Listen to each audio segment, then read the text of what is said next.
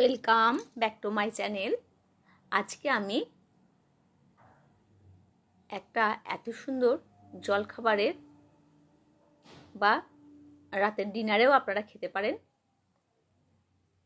খুব সুন্দর মুখরোচক একটা রেসিপি নিয়ে এসেছি। তার জন্য প্রথমে আমি আমার আন্দাজ মতো 2 কাপ চিঁড়ে নেব। চিঁড়েটাকে জল দিয়ে খুব ভালো করে 2-3 বার ধুয়ে নেব, কারণ চিঁড়ের মধ্যে অনেক ধান থাকে, নোংরা থাকে। সেই জন্য যতক্ষণ পরিষ্কার জল না বেরোচ্ছে ততক্ষণ আমি ভালো করে চিঁড়েগুলোকে ধুয়ে নেব। চিঁড়েগুলোকে ভালো করে ধুয়ে নিয়ে আমি 15 মিনিট এইভাবে জলের মধ্যে ভিজিয়ে রেখে দেব, তাহলে নরম হয়ে যাবে। একটা ঢাকনা নিয়ে আমি ঢাকা দিয়ে রেখে দিচ্ছি। 15 মিনিট পরে আমি ফিরে আসছি। 15 মিনিট পরে আমি ঢাকনা খুলে দেখব চিঁড়েটা নরম হয়ে গেছে। এবার আমি চিঁড়েটাকে একটা মিক্সি জারে নেব, নিয়ে পেস্ট করে নেব। এই জন্য ভিজিয়ে রাখলে নরম হলে পারে এই কাজটা সুবিধা হবে। আমি জল একদমই কম দিয়ে চিঁড়েটাকে মিক্সিতে 2 বার ঘুরিয়ে নেব, তাহলে একটা পেস্ট তৈরি হবে। বেশি জল দেবার দরকার নেই, কারণ ওটা আমরা পরে জল দিয়ে ওটাকে আবার ঠিক করতে হবে, ব্যাটারটা সুন্দর বানাতে হবে। সেই জন্য আমি একটা অল্প জল দিয়ে, চিঁড়েটা যেটুকুনি ভিজেছিল অল্প জল দিয়ে একটা পেস্ট বানিয়ে নিয়েছি। এই দেখুন, এইভাবে এই রকম পেস্টটা আমার হয়েছে। এরপর আমি যে পরিমাণ মতো আমি চিঁড়ে নিয়েছি, এবার 1 কাপের থেকে একটু কম আমি সুজি নেব। সুজিটা মোটামুটি 50 গ্রাম মতো সুজি আমি নিয়েছি। এবার নেব, সুজিটা যতটা নিয়েছি ততটাই আমি দই নেব। নিয়ে এটা একটা খুব ভালো ব্যাটার আমি বানিয়ে নেব। আপনারা হাতে করে করতে পারেন, চামচে করে করতে পারেন। একটা ব্যাটার আমি বানিয়ে নিয়েছি। এবার এটাকে আমি 15 মিনিট রেস্ট দেব, তাহলে সুজিটা ভিজে যাবে। 15 মিনিট পরে ফিরে আসছি। সুজি আমার অনেকটা ফুলে গেছে। এতে এবার আমি ময়দা দেব। ময়দা দেব আমি 1 কাপ মতো। এবার সামান্য একটু জল দিয়ে আরেকটু আমি পেস্টটা, যেমন ব্যাটার আমরা সরু চাগলি বানাই, ধোসা বানাই, সেই রকম একটা কিন্তু ব্যাটার বানিয়ে নিতে হবে। এইভাবে আমি ব্যাটারটা বানিয়ে নিলাম। খুব ভালো করে ফেটিয়ে নিতে হবে, এইরকম থিকনেস থাকবে। তাহলে আমরা যেটা বানাবো সেটা খুব ভালো, একদম লিকুইড হয়ে গেলে কিন্তু ভালো হবে না। ওই জন্য একটু থিকনেস থাকা দরকার। তো খুব ভালো করে বারবার করে এটাকে কিন্তু আমরা ফেটিয়ে নেব। এবার আমরা এই ব্যাটার দিয়ে 3 রকমের সবজি দিয়ে কিন্তু জিনিসটা বানাবো। ভীষণ মুখরোচক খেতে হবে। তো কিছু আমাদের সবজি লাগবে, সেই সবজিগুলো আমি কেটে নেব। এবার কী কী সবজি লাগবে আসুন দেখা যাক। খুব ছোট্ট ছোট্ট করে সবজিগুলোকে কিন্তু কাটবো।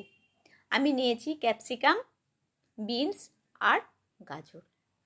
শুধু বিট দিলেও হবে, গাজর দিলেও হবে, ক্যাপসিকাম যা সবজি থাকবে ঘরে সেটা দিয়ে বানালেই হবে। যখন অনেক লাস্টে ফ্রিজ পরিষ্কার করার সময় প্রচুর সবজি পড়ে থাকে, সেইগুলো টুকরো টুকরো সবজিগুলো দিয়েও কিন্তু এটা বানানো যাবে। আর খুব ছোট্ট ছোট্ট করে কিন্তু এগুলো কাটতে হবে। তো এবার আমি কি করব, একটা বাটির মধ্যে এই সবজিগুলোকে নিয়ে নেব।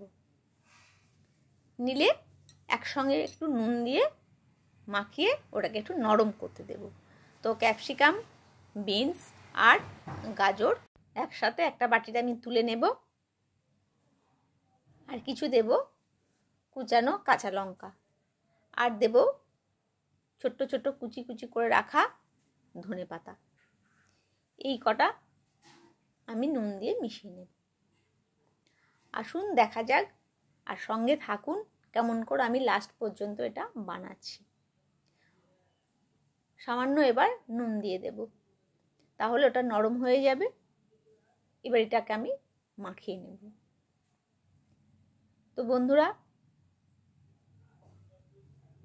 কেমন করে বানাবো সেটা আপনারা দেখুন। যদি ভালো লাগে অবশ্যই কমেন্টস করবেন। যারা আবার নতুন বন্ধু, এখনও আমাকে বন্ধু করেননি, অবশ্যই আমার চ্যানেলটিকে সাবস্ক্রাইব করে পাশে থাকবেন। আর যারা আমার পুরনো বন্ধু, তারা আমার সবসময় কাছেই আছে। এবার সামান্য নুন দিয়ে এটাকে আর একবার আমায় ঘেঁটে নেব। খুব ভালো করে ফেটিয়ে নিতে হবে নুন দিয়ে। এবার দেখা যাক কি করে আমি এটা বানাচ্ছি। প্রথমেই আমি তাওয়া বসিয়ে দেব, তারপরে তাওয়াটাকে তেল দিয়ে খুব ভালো করে গোটা গোটাটাতে ভালো করে এইভাবে মিশিয়ে নেব। তারপরে তাওয়াটাতে তেলটা লাগানো হয়ে গেলে আমি এবার এক হাতা করে ব্যাটার তুলব আর ছোট্ট ছোট্ট করে কিন্তু বানাবো। এইভাবে নিয়ে সাইডটা একটুখানি মুছে নিতে হবে, নিয়ে ছোট্ট ছোট্ট করে আমি দেব। ব্যাস, বেশি কিন্তু একদম বড় করব না, তাহলে একটা তাওয়ায় আমার দুটো করে হয়ে যাবে। এবার কি করব, যে সবজিগুলো আমি নুন মাখিয়ে রেখেছিলাম সেই সবজিগুলো আমি একটুখানি দিয়ে দেব। ব্যাস, এই দেখুন একদম খসখস করে উঠে যাচ্ছে। এবার এটাকে একটু দু হাতে হেল্প লাগবে, আমার হাতে ফোন ছিল বলে আমি সবটা দেখাতে পারিনি। এইভাবে খুন্তি করে উল্টে দিয়ে পাল্টে দিয়ে আর একবার দু পিঠ সেঁকে নিতে হবে। ব্যাস, এইভাবে আমি কিন্তু করে নিচ্ছি। ব্যাস, একসঙ্গে আমার দুটো হয়ে গেছে। দেখুন, আর একটা আমি আপনারা যেমন খুশি মতো ডিজাইন কিন্তু করতে পারেন। এটা আমি একটু টমেটো দিয়ে দেব, পাশে একটু ধনে পাতা দিয়ে দেব। খেতে অসম্ভব সুন্দর লাগে, কারণ যে জিনিসগুলো দেওয়া আছে সেগুলো সবই টেস্টি। এবার একটু গোলমরিচ দিয়ে দেব। ব্যাস, এবার একটু অরিগ্যানো দিয়ে দেব। টেস্টটা খুব ভালো লাগবে খেতে, আর গন্ধটা খুব সুন্দর লাগবে। তো এইভাবে আমি আরও দুটো বানিয়ে নিলাম। এটাকে খুব আস্তে করে খুন্তির ওপরে চাপিয়ে এটা কিন্তু একটু উল্টে দিতে হবে। এবার আমি পনির দিয়ে বানাবো। পনির দিয়ে কেমন করে বানাবো সেটা আপনাদেরকে দেখাচ্ছি। একটু তেলের মধ্যে অরিগ্যানো দিয়ে দিলাম আর একটু চিলি ফ্লেক্স দিয়ে দিলাম। তেলটা যখন একটু আমার ভাজা ভাজা হয়ে যাবে, অরিগ্যানোটা জাস্ট অল্প পরিমাণে, তখনই দিয়ে দেবো আমি পনিরটা খুব ছোট্ট ছোট্ট করে কেটে নিয়েছি।